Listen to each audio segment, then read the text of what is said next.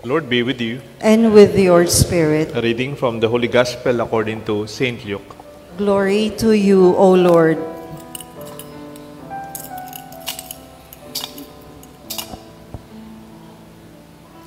Jesus said to the Pharisees, there was a rich man who dressed up in purple garments and fine linen, and dined sumptuously each day. And lying at his door was a poor man named Lazarus, covered with sores. He would gladly have eaten his fill of the scraps that fell from the rich man's table. Dogs even used to come and lick his sores. When the poor man died, he was carried away by angels to the bosom of Abraham. The rich man also died and was buried, and found the netherworld, and he was in torment. And he raised his eyes and saw Abraham far off, and Lazarus at his side. And he cried out, Father Abraham, have pity on me. Send Lazarus to dip the tip of his finger in water and cool my tongue, for I am suffering torment in these flames. Abraham replied, My child, remember, you have received what was good during your lifetime, while Lazarus likewise received what was bad. But now he is comforted here, whereas you are tormented. Moreover, between us and you, a great chasm is established, to prevent anyone from crossing who might wish to come to go from our side to yours, or from your side to ours. And he said, Then I beg you, Father, send him to my father's house, for I have 5 brothers, so that they may be warned, lest they too come to this place of torment. But Abraham replied, They have Moses and the prophets. Let them listen to them. He said, Oh no, Father Abraham, but if someone from the dead goes to them, they will repent. Then Abraham answered, If they will not listen to Moses and the prophets, neither will they be persuaded by someone should rise from the dead. My dear friends, the Gospel of the Lord. Praise to you, Lord Jesus Christ. In the name of the Father, the Son, the Holy Spirit. Who is the Lazarus at your doorstep? Nakikilala mo ba ang mga Lazaro sa inyong dinadaanan araw-araw? Kilala mo yung Lazaro kaya atsuken tukuran ni kaya kangeran? I'd like to outline at least 4 points in our reflection. The source of wealth, the usage of wealth, Robin Hood, number 3, and then our sense of responsibility. And then the last part, I just have some thoughts that we can use in practical action and some thoughts that we can apply for our faith. Una po, the source of wealth. We have been absorbed by the Senate Blue Ribbon Committee hearing on the whole nation as a new telenovela unfolding before us. True-to-life drama, mystery. Sino kaya? Saan kaya galing? And action. No one knows the conclusion yet. I hope there will be. And the ending we do not know on the ongoing saga that remains a mystery. Saan kaya nanggagaling? Sino kaya talaga may nagsabi, authority to authorize them? But we know there's something very obvious. There's corruption and bribery.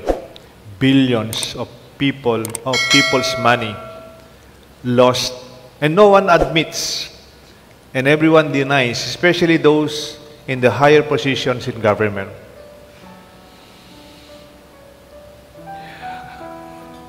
Ill-gotten wealth.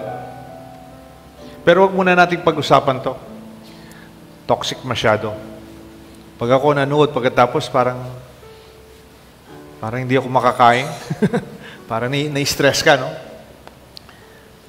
It's too good. It's too real. Na parang parang reality is more difficult to accept than fiction. I just suggest that we go to the second part, on the other side of the equation. The wealth, the source. Yung second part, invite ko kayo, the usage of the wealth. Kunyari, hindi tama yung pagkuha nitong pera. Pero paano ginagamit? That's another part. Di ba? Illegal yung pagkakuha, immoral. Pero mahirap yung paggamit, hindi rin responsible. It is flaunted, it is extreme luxury, and it's something that is not responsible even. The gospel this Sunday represents the other side of the story, the usage and application of the acquired wealth. Halimbawa, let's take it of the gospel as it is. The gospel is quiet. It remains neutral about the source of wealth of this rich man. Hindi naman niya sinabing, ninakaw niya, o may illegal activity siya, o may hindi tamang paraan. Pero mayaman siya. Pero ang tanong, kumusta yung usage, yung application ng wealth? Pwedeng tayo, Father, hindi ko naman kinuha yung pera ko, pinaghirapan namin. Nagtrabaho ako, inipon ho namin to, naman ako sa mga magulang ko to. Salamat sa Diyos. Matagal na po ako nag-negosyo, Father. Congratulations. But the question, but how do we use our wealth? Even if it is already acquired in a positive and good way. The rich man, tingnan natin. Anong kulay yung kanyang damit? Purple. Ano yung damit niya? Linen. Paano siya kumakain araw-araw? Araw-araw, sumptuous. Everyday feast. Alam niyo po nung unang panahon, yung damit ni na Kristo, yung unang mga damit ng mga ordinaryong tao, it's not very comfortable. Alam niyo po yung sako ng mga kopra, gano'n, parang sako na langotse, alam niyo ba yan? Yung parang makapal na pagsusot mo siguro yun, makate. Hindi comfortable. Ganun po yung damit noon, hindi pa masyadong sophisticated yung clothing and textile industry. Pero magtaka ka, itong mayaman na to, ang suit niya, purple. Oh. That color, it must be very difficult to dye that time. Ano pa yung kanyang damit? Linen. Oh. He must be very rich, siguro. Signature. Parang kung sa panahon natin, parang nakadamit siyang parang YSL, parang ganyan. Diba? Yung yari sa Laguna. Mamahalin. Ha? Tapos, anong pagkain niya? He dines sumptuously every day. Okay lang. Masarap yung pagkain natin. Birthday, fiesta, kasal. May celebration, pero siya, everyday fiesta. He must be very rich. But the application is just for himself. Sabi nga nung sa gospel, I'm already very rich. I must only drink and rejoice and tomorrow I will die. Ngayon, nangyari sa kanya. He died. Only with this health. The usage of wealth is also important. We should take good care the way we use. Yung mga bata, yung mga anak po ninyo, mga po ninyo, baka siyempre, masaya sila. You provide them with the finest things that we can afford. Hindi nila pinagdaanan yung pinagdaanan natin. Noon, para magka-telepano ka, nung bata po ako, overseas. Meron na isang lugar doon na you can call overseas. Every 3 minutes, ang mahal-mahal. Ngayon, everything is for granted. And yet, how do we make use of this in a proper way? Yung katlo po kasing idea ko, kilala niyo po si Robin Hood. Ako rin, kilala ko po siya. Bilang legend. Hindi po historical si Robin Hood. Pero sumikat po siya in the 14th century in Nottingham in England. He lived in the Sherwood Forest and he was an outlaw. Wanted po siya sa batas. Hindi tamang ginagawa niya. Alam niyo po ginagawa ni Robin Hood? Nagnanakaw. Bakit mukha siyang hero? Bakit hanggang ngayon? His legend pervades. Ba't hindi natin nakakalimutan si Robin Hood? Nagkaroon pa nga ng sunod-sunod na mga movie about Robin Hood. Pero hindi tama ang ginagawa niya, nagnanakaw. Pero take note, Robin Hood steals from the corrupt wealthy and gives to the poor. Stealing is wrong. Please don't get me wrong. Mali po yung pagnanakaw.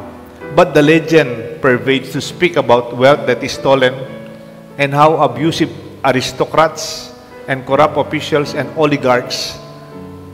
This represents the frustration and desperation of the poor masses. Yes, it's just a legend. Even if he was not a true person, Robin Hood becomes a symbol of justice and rebellion, standing up against the unfair rulers. During the time is the chief of Nottingham and Prince John. Robin Hood does not only work alone. He worked with the kanyang mga sidekick, si Little John, si Friar, and ang kanyang mga assistants. Robin Hood represents the hope of the oppressed to fight back that justice can prevail. Yung tinatawag nilang restorative justice. Kung ano yung ninakaw, isole. Kung ano yung sinira, ayusin. Restorative justice. Hindi lang justice na, sorry, okay na, you are pardoned, but you have to restore what was lost and what is destroyed. Get back to the poor what really belongs to them. Nasabi ko na po yata last week, nasabi ko na ito, yung may hirap, kailangan ng gobyerno. The poor needs government more than the rich. Yung mga mayayaman, yung may trabaho, pag nagtatrabaho ka, you are being taxed, di ba? Mayroong income tax. So, di ka pa man nagsweldo, naka-separate na yan sa HR, ibibigay na sa gobyerno. Salamat sa mga nagtatrabaho. Nagne-negosyo ka, meron ka na kagad babayaran sa income mo. Pero, tayo naman, nagtatrabaho, pag bumibili ka, 12% VAT. Di ba? It's one of the highest value-added tax in the world. 12%. Pero, pag naman mapupunta ka sa hospital, hindi ka man pupunta sa public hospital. Sa mga nagsisimba dito, pag nagkakasakit po kayo, saan po kayo pumupunta? Sa barangay clinic? Di ba sa private hospital? Sa private doctor? Pag nag-aaral po yung mga bata, sinabi ko na rin to. Di ba yung mga bata, usually tayo dito, baka nag-aaral sila sa private school. O yung iba, baka international school pa. Eh pag nagpupunta po tayo ng Manila, Tagaytay, o kaya Baguio, o kaya Olongapo, o kaya Cabanatuan, saan po tayo dumadaan? NLEX, TIPLEX,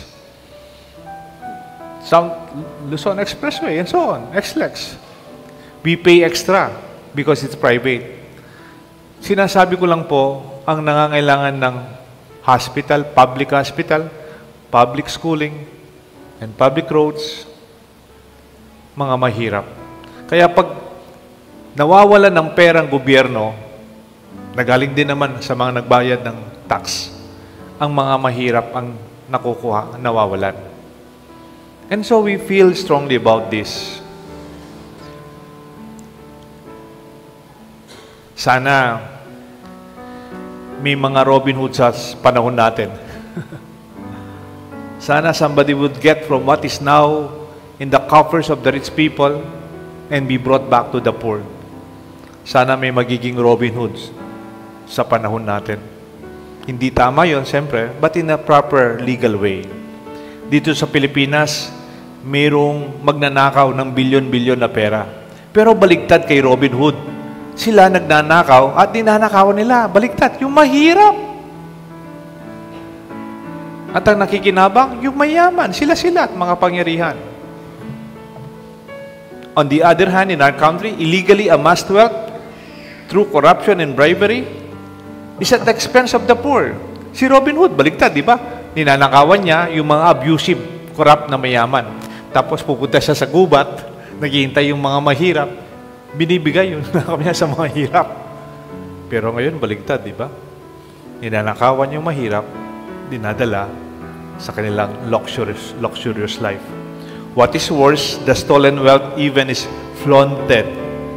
Extreme luxury paraded, and it is flexed through our social media platforms like Instagram, Twitter, TikTok, venues of flexing allowing other users to see in a wide audience their wealth. Ipinagmamalaki nila ang dapat ikahiya.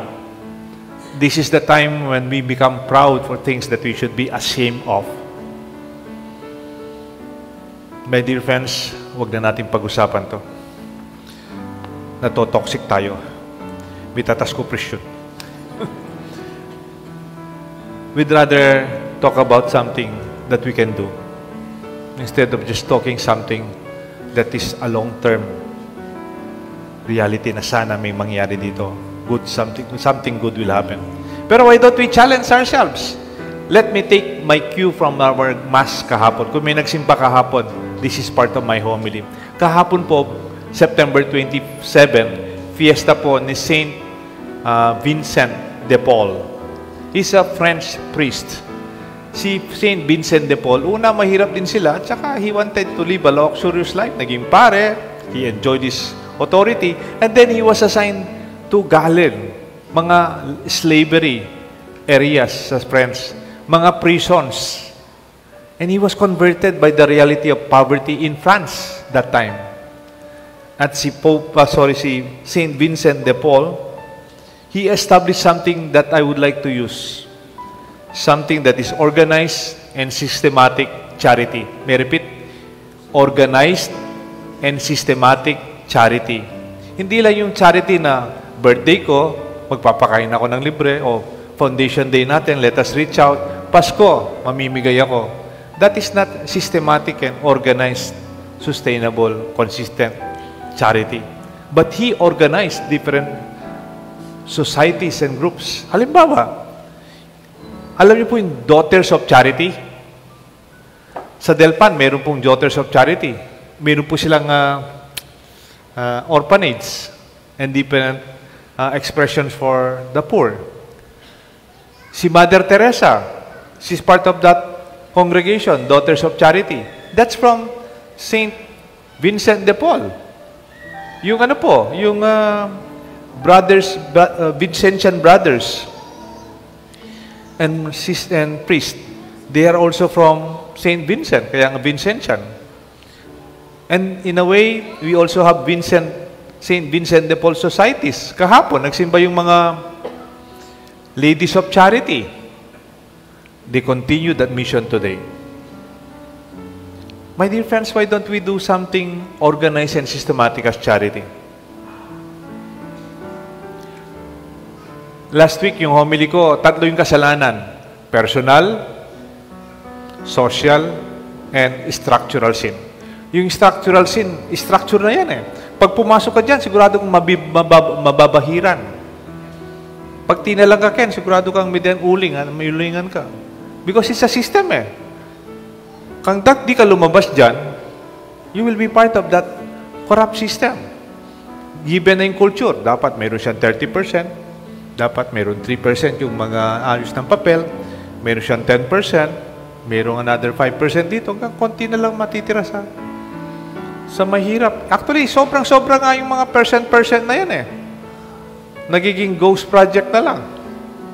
Mga talimhaga na lang, mga project. They did not only exist, they did not ever exist. Or sometimes makita mo, isang bagyo pa lang, na-wash out na.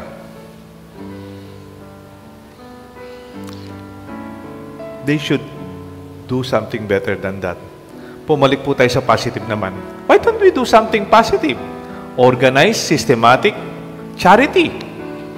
Organized, systematic, sustainable goodness. Para pag people join that organization of goodness, they become good. Gaya di masyado silang mabait. When they join this, we become part of the goodness movement. And we have options, therefore. Dito naman sa Pampanga, meron din naman po tayo. Halimbawa, kapitbahay lang natin dito, Bahay Pag-ibig. Organized, systematic, sustainable, Charity. Yung matatandang walang mauwihan, mga matatandang abandoned by their family, matatanda, kung merong street children, meron pong senior citizen, street elders, mga matatandang walang pamilya, mahirap. Kinukup-kup po. Tumutulong tayo dyan. It's consistent and a charity that is organized. Meron pa po, yung mga bata naman, yung tahanan ng Munting Nazaret. Yung mga bata, street children, minsan yung mga may special needs. May pong pare, full-time na madre, nandyan po sila. They're part of our diocese. Organized, systematic, and sustainable charity. When you participate, it's part of human goodness. Ako po, yung pinanggalingan ko, Social Action Center of Pampanga. Ito po isang opisina. We have more than 40 or 50 employees. They are working on livelihood projects for the poor. Iba po kasi yung poor na kailangan ng charity, mayroon tinatawag na enterprising poor. Yung mahirap pero gusto nilang magtrabaho, gusto nilang magnegosyo, nagtitinda ng asin, nagtitinda po ng mga malilit na tindahan sa palengke. We sustain them para hindi na pumunta sa mga nagpa 5-6. Tapos po, we also have housing. Hindi naman po mamahalin housing. Nag-umpisa nung panahon ng Pinatubo, hanggang ngayon, we're doing housing, socialized housing. Meron silang almost 100 square meter na bahay. They will pay a little up to the point it becomes theirs. Kaysa sa mangupahan lang sila. Meron po tayong Alay Kapwa, Program for Scholarship. And this is ongoing. Organized, systematic charity. I've been part of this for 14 years. Diyan po yung pinakauna kong exposure.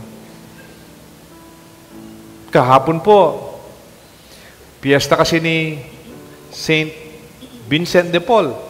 After the Mass, pinakain po natin yung taga-preso, mga preso dito sa, alam niyo po, may malaking preso dito sa Santo Domingo, sa ating barangay. Pero kahit malaki, kulang pa yung space. Alam niyo po, ilan yung nakakulong? 1,700. Nung unang yabang-yabang, pakanantala ko na-understand.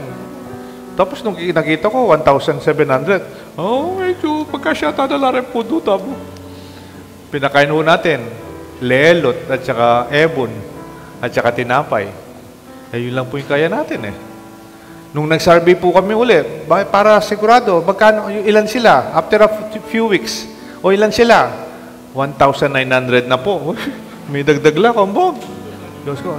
Dumagdag na 200. Wala pa dyan yung mga congressman, tsaka mga kontratista, tsaka mga engineers. No, wala pa dyan. Sabi ko, wala na rin kaya katampondo. But we put together, we're able to have enough money and give something for them. We can do more than that, isn't it?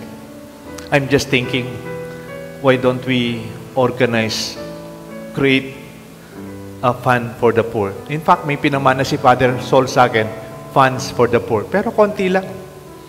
Minsan gabit lang, naubos na.